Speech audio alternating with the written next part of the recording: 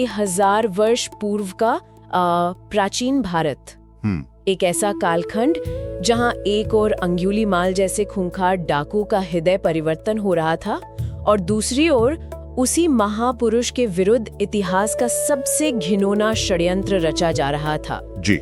आज का ये गहन ऐतिहासिक अन्वेषण केवल एक नगर या एक विहार की कथा नहीं है।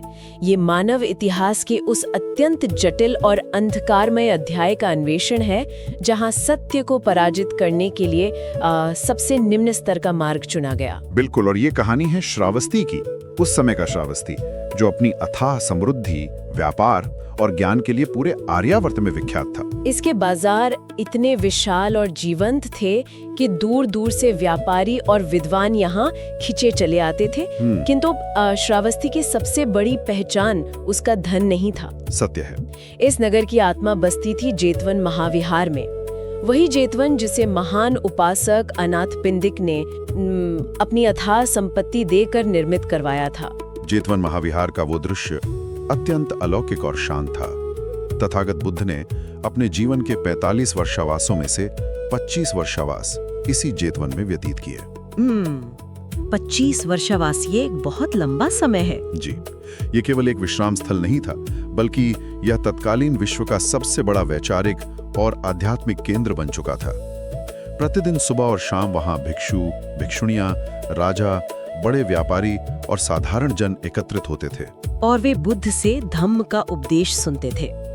यह धम्म तत्कालीन समाज के लिए सर्वथा नवीन और क्रांतिकारी था। बिल्कुल, और इसका कारण यह था कि बुद्ध का उपदेश किसी भी प्रकार के भय पर आधारित नहीं था। इसमें किसी पारलौकिक सत्ता के दंड का डर नहीं था। यह धम्म मनुष्य को स्वतंत्र चिंतन की प्रेरणा देता था। यह मनुष्य को अपने भीतर देखने और स्वयं के विवेक से सत्य को खोजने का मार्ग प्रशस्त करता था। ये एक ऐसी वैचारिक स्वतंत्रता थी जिसका अनुभव उस समाज ने पहले कभी नहीं किया था। अंतर्विरोध उत्पन्न होता है। यदि यह विचार इतना कल्याणकारी था, यदि यह समाज को अंधविश्वासों और भय से मुक्त कर रहा था, तो इसे इतने भयंकर विरोध का सामना क्यों करना पड़ा? ये एक अत्यंत महत्वपूर्ण प्रश्न है। अक्सर ये माना जाता है कि जहाँ प्रकाश होता है वहाँ अंधकार स्वतः मिट जाता है, किंतु यहाँ ऐसा प्रतीत होता है कि प्रकाश ने अंधकार को और अधिक आक्रामक कर दिया। जी, क्योंकि जब हम कौशल नरेश प्रसेनजित, मगध नरेश बिंबिसार और सारिपुत्र तथा महामोगलान जैसे प्रकांड विद्वानों को बुद्ध की शरण में आते देखते हैं, तो ये समझना आवश्यक हो जाता है कि इस अभूतपूर्व वैचारिक क्रांति ने वास्तव में किन सत्ता केंद्रों को हिला के रख दिया था। यह केवल विचारों का मतभेद नहीं था, यह तो एक पुरानी और जर्जर हो चुकी इमारत की नींव में आए भूकंप के समान था। आखिर वह कौन सी असुरक्षा थी जिसने इस कल्याणकारी मार्ग के विरुद्ध इतना बड़ा षड्यंत्र रचने पर विवश कर दिया? इस प्रश्न का उत्तर उस कालखंड की सामाजिक और आर्थिक संरचना में गहराई से निहित है।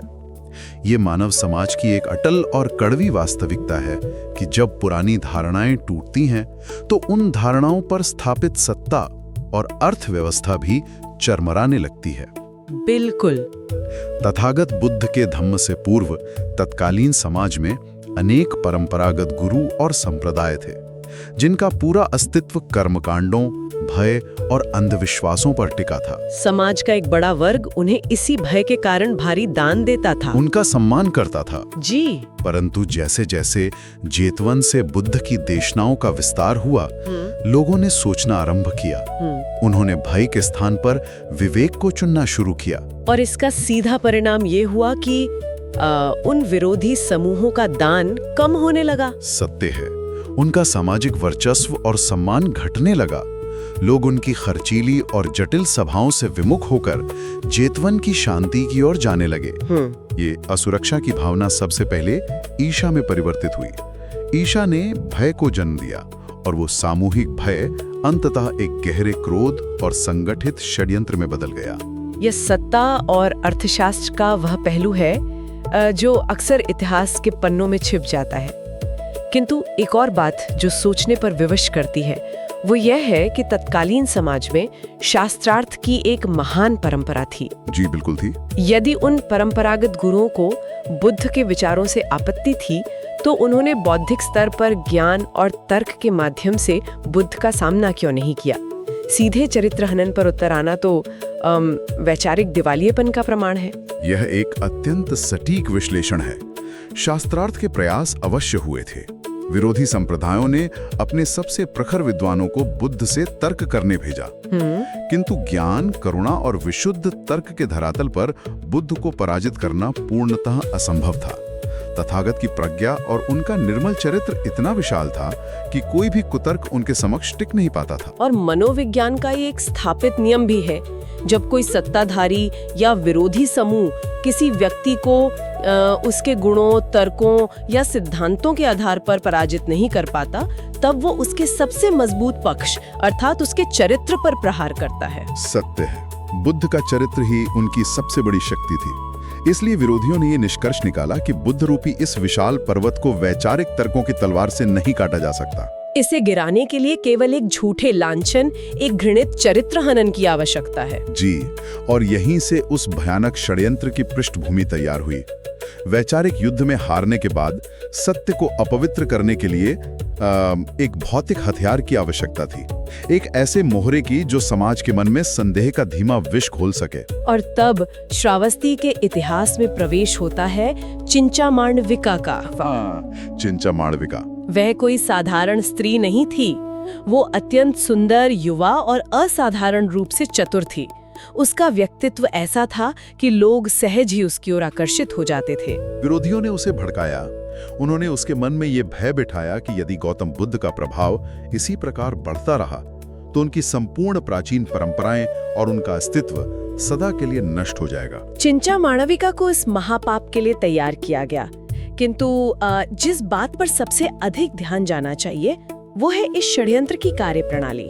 उन्होंने अचानक कोई आरोप नहीं लगाया। नहीं, बिल्कुल नहीं। उन्होंने एक अत्यंत सुनियोजित और धीमे दुष्प्रचार अभियान की तरह कार्य किया, जहां झूठ को सीधे तौर पर नहीं बोला जाता, बल्कि उसे धीरे धीरे लोगों के अवचेतन मन में स्थापित किया जाता है। ये एक बहुत ही महत्वपूर्ण बिंदु है। इस पूरी घटना में मानव मन के मनोविज्ञान का अत्यंत सूक्ष्म और गहरा उपयोग किया गया था। षड्यंत्रकारी ये भली भांति जानते थे कि समाज का एक बड़ा वर्ग तथ्यों या प्रमाणों से अधिक दृश्यों, संकेतों और अपनी कल्पनाओं पर विश्वास करता है। इसलिए चिंचा ने आरंभिक महीनों में एक भी शब्द नहीं कहा। उसने केवल एक भ्रम का निर्माण किया। जी, शाम के समय जब जेतवन से उपासक और उपासिकाएं बुद्ध का उपदेश सुनकर लौट रहे होते, तब चिंचा जानबूझकर सज-धजकर अत्यंत रहस्यमयी ढंग से जेतवन की दिशा में जाती हुई दिखाई देती। और अगली सुबह जब लोग पुनः विहार की ओर आ रहे होते, वो उसी दिशा से लौटती हुई मिलती। बिल्कुल। उसने प्रत्यक्ष रूप से कोई दावा नहीं किया, लेकिन उसने श्रावस्ती के लोगों की दृष्टि में एक संदिग्ध दृश्य अंकित कर दिया। ये बिना कुछ कहे सब कुछ कह देने की एक अत्यंत कुटिल मनोवैज्ञानिक चाल थी। ये मानव मस्तिष्क की उस कमजोरी का सबसे सटीक उदाहरण है, जहां हम बिना किसी प्रमाण के केवल एक दृश्य देखकर पूरी कहानी स्वयं गढ़ लेते हैं। सत्य है। आज के सूचना युग में भी हम यही देखते हैं। किसी संदर्भहीन तस्वीर या एक छोटे से भ्रामक दृश्य के आधार पर लोग किसी के भी चरित्र का विश्लेषण कर लेते हैं।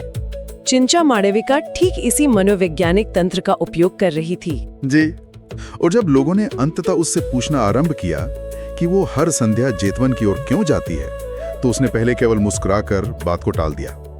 यह रहस्यमयी मुस्कान उस संदेह को और गहरा करने के लिए थी। फिर उसने आधे अधूरे संकेत देने शुरू किए, और जब उसे लगा कि भूमि पूरी तरह से तैयार हो चुकी है, तब उसने वो पहला स्पष्ट झूठ बोला, मैं रात्रि जेतवन में रहती हूँ, मैं गौतम के साथ समय बिताती हूँ। हालांकि अनेक प्रबुद्ध नागरिकों ने इसे तुरंत अस्वीकार कर दिया।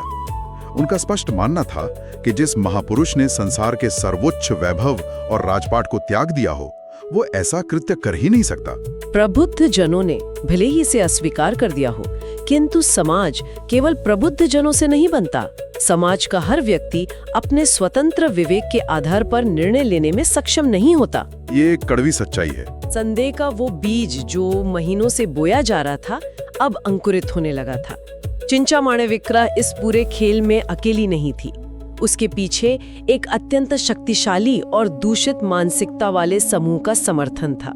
एक ऐसा समूह जो बुद्ध द्वारा दी गई सोचने की स्वतंत्रता से गहरे भय में था। जब उन्होंने देखा कि केवल बातों से काम नहीं बन रहा है, तब चिंचा ने अपना अगला और सबसे दुस्साहसी कदम उठाया। उसने अपने शरीर पर कपड़े और लकड़ी का एक गोल टुकड़ा बांधकर स्वयं के गर्भवती होने का स्वांग रचा। जैसे महीने बीतते गए, उसने उस लकड़ी के टुकड़े का आकार बढ़ाना शुरू किया। श्रावस्ती के लोग अब उस उभरते हुए आकार को देख रहे थे। वे सवाल पूछने लगे और तब उसने वो आरोप लगाया जिसने पूरे नगर की वातावरण को स्तब्ध कर दिया। जी, उसने सीधे तौर पर यह संकेत दिया कि उसके गर्भ का कारण कोई और नहीं बल्कि तथागत बुद्ध हैं। इस एक आरोप ने श्रावस्ती को झकझोर कर रख दिया। समाज भ्रम, क्रोध और एक गहरे मानसिक द्वंद्व में फंस गया। ये वो बिंदु है जो सबसे अधिक विचलित करता है। बिल्कुल। एक ऐसा समाज जो पूरी तरह से जन भावनाओं और अफवाहों की लहर पर सवार हो चुका हो, वहां सत्य अपना बचाव कैसे करता है? जब भीड़ ने न्याय की आंखों पर पट्टी बांध ली हो और जब अपराध का प्रमाण भले ही वो स्वांग हो, भौतिक रूप से सबके सामने खड़ा कर दिया गया हो, तब कोई भी व्यक्ति, चाहे वो बुद्ध ही क्यों ना हो, स्वयं को कैसे निर्दोष सिद्ध कर सकता है?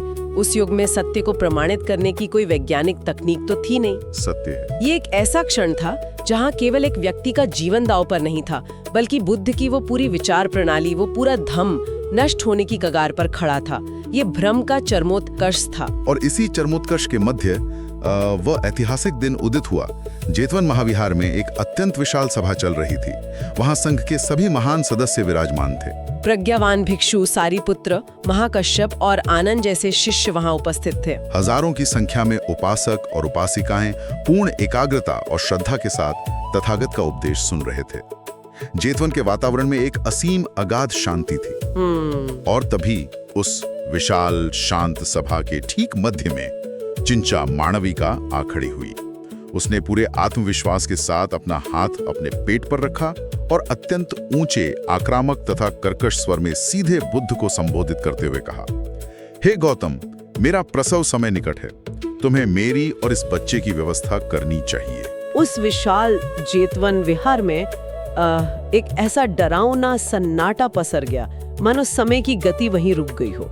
ये एक ऐसा मानसिक प्रहार था जिसकी कल्पना वहां उपस्थित किसी भी उपासक या भिक्षु ने स्वप्न में भी नहीं की थी। जी, उस स्तब्ध कर देने वाले सन्नाटे में जहां हजारों आंखें एक साथ बुद्ध की ओर देख रही थीं, एक साधारण मनुष्य की प्रतिक्रिया क्या होती? या तो वो क्रोधित होता, या घबराकर अपनी सफाई देने लगता, या अपने अनुयायियों को आदेश देता कि इस स्त्री को यहाँ से बाहर निकाला जाए। बिल्कुल, लेकिन बुद्ध इनमें से कुछ भी नहीं थे। उस घोर संकट और अपमान के क्षण में सबसे अलौकिक दृश्य तथागत के मुखमंडल पर था। चेहरे पर न कोई क्रोध की रेखा थी, न किसी प्रकार की घबराहट और न ही कोई भय। वे एक अडिग पर्वत की भांति शांत बैठे रहे। कुछ क्षणों के उस भारी सन्नाटे के पश्चात बुद्ध का धीर और गंभीर स्वर गूंजा। उन्होंने अत्यंत सहजता, करुणा और स्थिरता के साथ केवल इतना कहा, बहन, जो तुम कह रही हो उसका सत्य या असत्य होना केवल हम दोनों ही जानते हैं। इस एक वाक्य की गहराई को समझना अत्यंत आवश्यक है।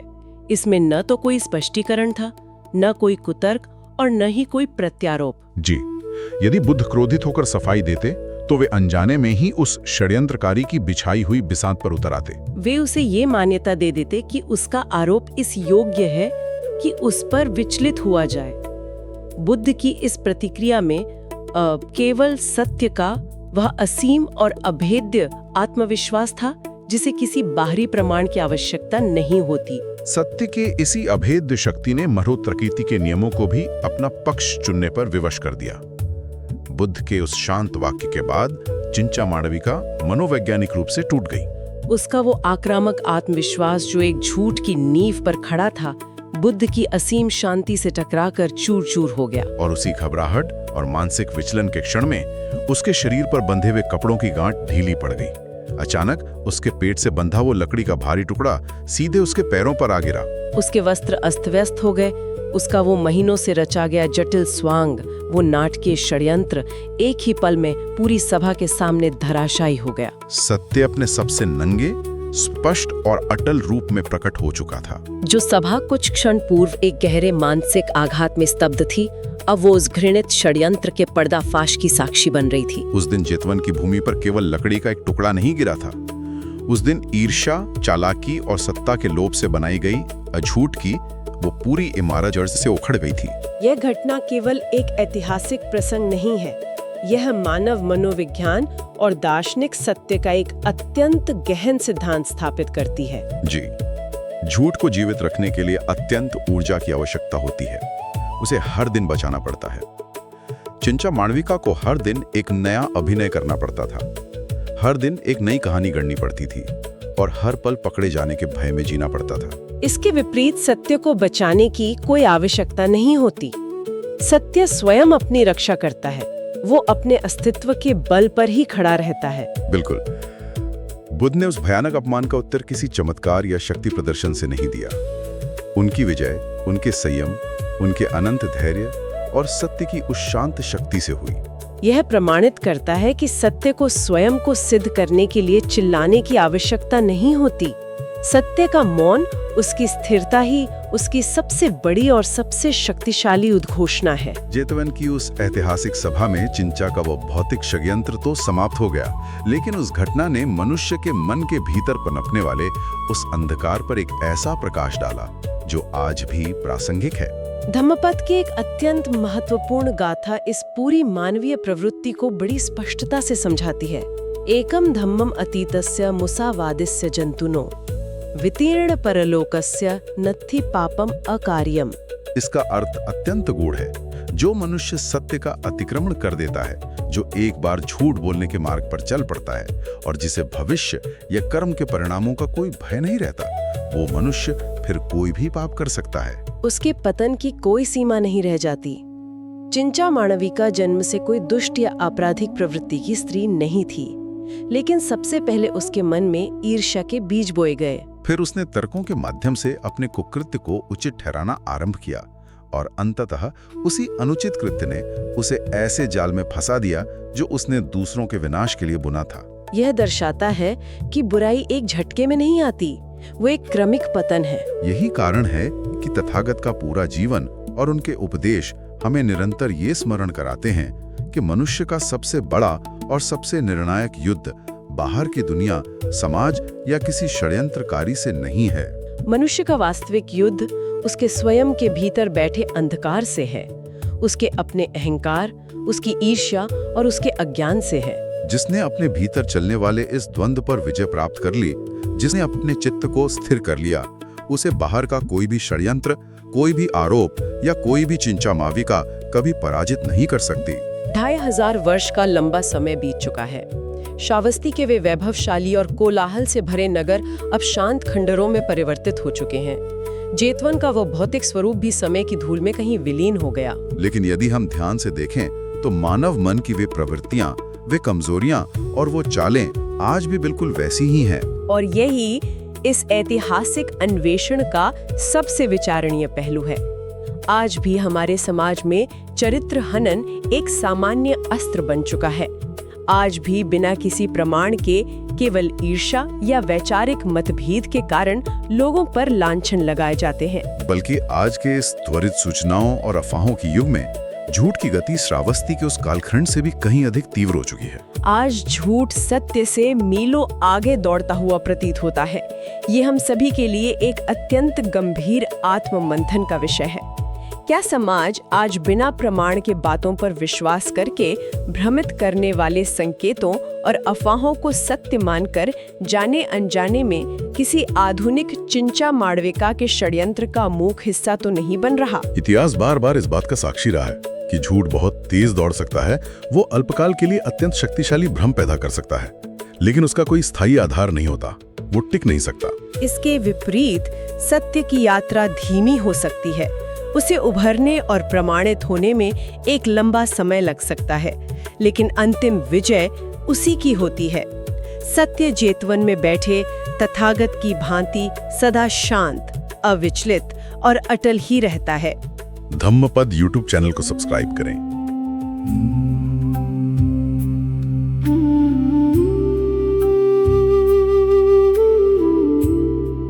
बुद्ध जीवित पर्यन्तं शरणं गच्छामि। ये च बुद्धातीता च ये च बुद्धानागता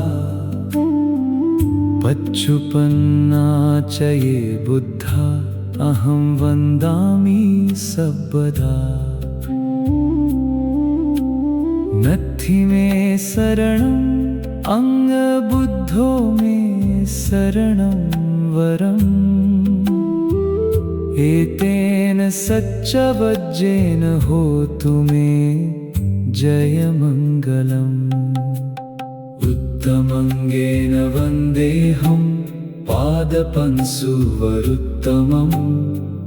बुद्धेयो खलितो दोषो बुद्धो खमतु तं मम।